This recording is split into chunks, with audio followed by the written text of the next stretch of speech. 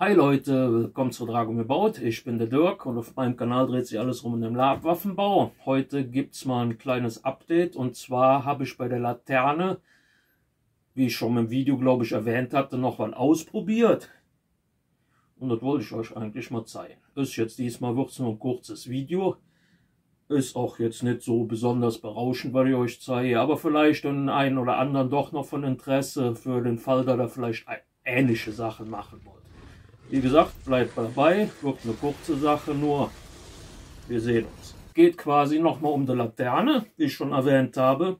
Und zwar hatte ich ausprobiert, ich weiß nicht, ob man dazu hoffentlich gut sehen kann, habe ich für einen Imperialen einen Sigma-Kometen da eingebrannt. Bin hingegangen, habe quasi mit Kugelschreiber, also bevor ich jetzt die pinselt habe, habe das Ganze dann aufgekrakelt, habe dann mit dem Lötkolben das ein bisschen weiter in die 6er Matte reingebrannt und bin dann nachher hingegangen, habe dann erstmal rundherum schwarz gepinselt und nachher dann mit der richtigen Farbe. Hier, wo das quasi so weiß-rötlich aussieht, da hatte ich vielleicht ein bisschen mehr Rot rein tun sollen, aber das seht ihr ja nachher, das geht eigentlich. Habe ich transparentes Flexipaint mit Glasmalfarbe genommen. Weil das ja beim Silikon so der Gedanke auch funktioniert, dass das durchscheint. Trigger an der Sache ist, ihr dürft natürlich innen, wo dann die weiße Matte ist, dürft ihr dann halt natürlich kein Schwarz hintermachen, weil das ja sonst nicht mehr durchleuchtet, was ja klar sein sollte.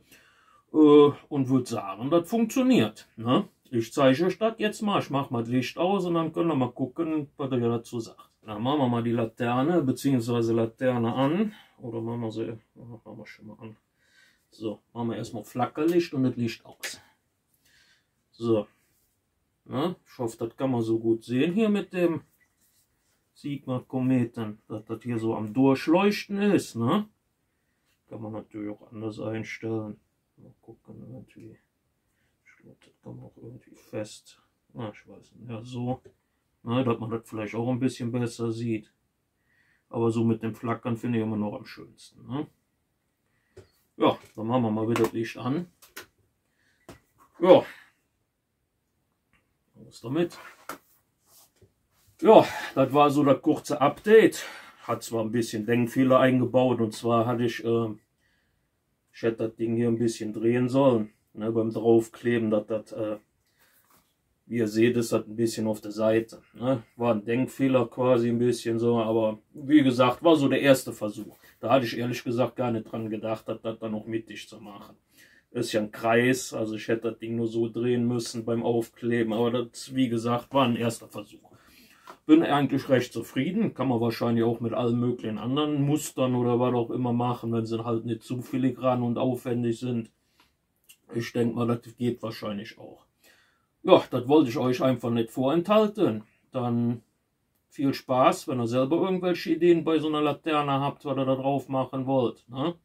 Wie gesagt, war jetzt nur eine kleine Anregung und wollte euch halt zeigen, dass das funktioniert. Dann wünsche ich euch noch einen schönen Tag. Wir sehen uns bei einem meiner nächsten Projekte. Wir sehen uns.